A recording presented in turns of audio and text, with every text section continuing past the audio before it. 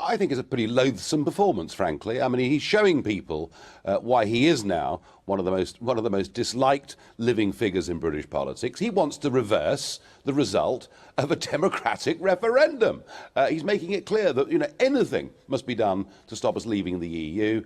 He suggests that public opinion has shifted. Well, actually, there are more people in favour of Brexit now than there were at the time of the referendum. But the real irony here is, of all the people to argue that we could get a reform deal with the European Union, Tony Blair is probably the worst placed person to do so, because he, as Prime Minister, was President of the EU for 6 months back in 2005. He promised reform of the Common Agricultural Policy. He got none, and yet gave away £7 billion of our rebate. So I don't think he's a trusted figure on this, or frankly, anything else.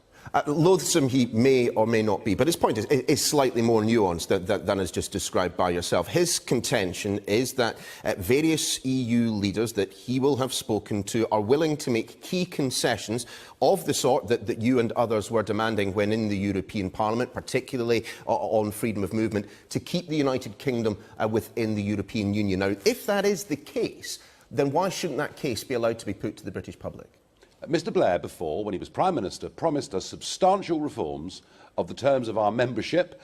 He promised big reforms of the Common Agricultural Policy. He totally failed to deliver. I don't think anybody today is going to take seriously the idea that the EU is somehow going to change its rules. And anyway, the referendum wasn't just about a rule here or there. It was about the supremacy of law. Who governs Britain is what the referendum was about. And Mr Blair, perhaps you weren't listening, but our answer was, we wish to govern ourselves. Well, with respect, Mr Farage, I mean, some would suggest that Tony Blair might be rather better placed to know the minds of leaders like Macron and Angela Merkel than someone like yourself, who essentially spent many, many years taking, well, the mickey out of them to their faces.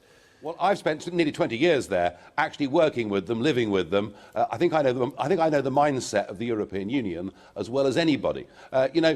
He argued, Blair, that with the election of Macron, reform is now on the agenda. Well, it is. But the point is, reform in Brussels means more centralisation of powers, not less. So the EU is going in completely the wrong direction. It is in the midst now of its biggest ever argument over the migration crisis, and I think we've left at exactly the right time. Still, this intervention by Tony Blair does rather suggest that the dynamics of the argument between those who voted Remain and those who voted to leave has somewhat shifted. It does certainly feel right now that those who advocate the case for leaving the European Union are on the back foot, that they are the ones who are being forced to provide answers to the difficult questions. There is a major problem for Brexit right at the moment, and it's this. All of those on the corporate pro-EU side, the big organisations, the big companies, the very same people who were arguing we should join the euro, we should vote to remain, who are now saying we should stay part of the customs union and single market. They're an organised, effective lobby, and they're putting out their stuff every single day. On the other side of the argument, at the moment, there is no coherent business organisation of all the different groups and companies who see positive benefits from Brexit. And that is the missing piece of a jigsaw in British politics at the moment. And that is something those of us who want Brexit have got to sort out. Some might suggest that you would be ideally placed to lead such a charge. Well, we'll have to see, won't we? I'm not going anywhere. I'm going to see through my job in the European Parliament, and report on what I see going on there. But if I can help in any way at all to bring together business voices to counter this daily negative dart that we've got, then I will do so. Well, what would be your response if you were given that job to the point made by the Prime Minister in the clip that we just played, that the savings ratio, the lowest in 50 years, the investment community internationally negative about the United Kingdom, currency down 12%, investment in the car industry down 30%. It's a pretty stark picture that he paints. How would you defend it? Well, actually, inward investment throughout the year of 2016 into the UK was very, very good.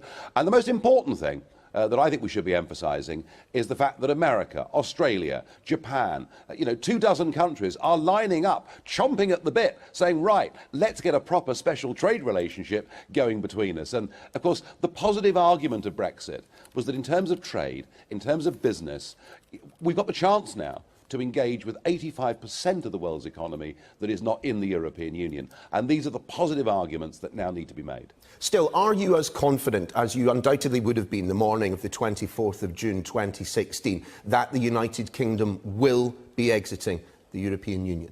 Oh, we'll leave the European Union. Of that, I've got no doubt at all. I think that any party leader that goes against that would be frankly committing electoral suicide. Our minds are made up. So yes, we will leave at the end of March 2019. However, my concern now is that the deal will get so watered down that we'll have left in name only.